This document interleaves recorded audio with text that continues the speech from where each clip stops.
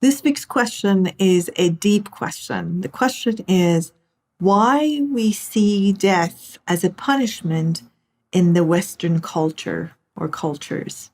Well, I'm not sure if this is only in the Western cultures, but I've seen it in the Eastern cultures as well.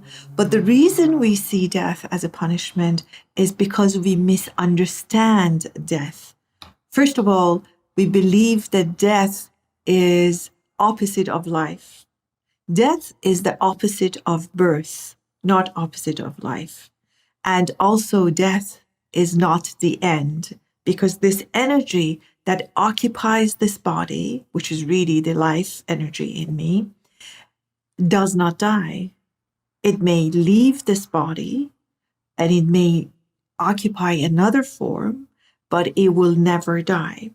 And when we know that, our relationship with death changes. Otherwise, of course, if I see that my physicality is all I have, and the opposite of death is life, so when that is taken away from me, of course, I face it with fear and see it as a punishment. This is a huge subject, and I was even reluctant to give the short answer to it, but I thought it would be a good beginning of talking about death because it's such a no subject. I go deep into it in mindful aging class and talk about death in depth. And if you're more interested, you can check that out. But that really is the shorter version of answer. The opposite of death is birth, not life. And the energy that occupies this body never dies.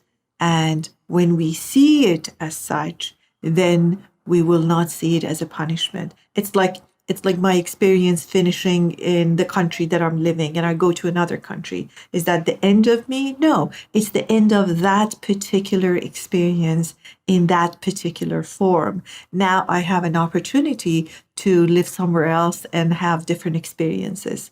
So what dies in death is this dish, is this body that occupies and holds what I call life. And that's just a dish, that's just a form.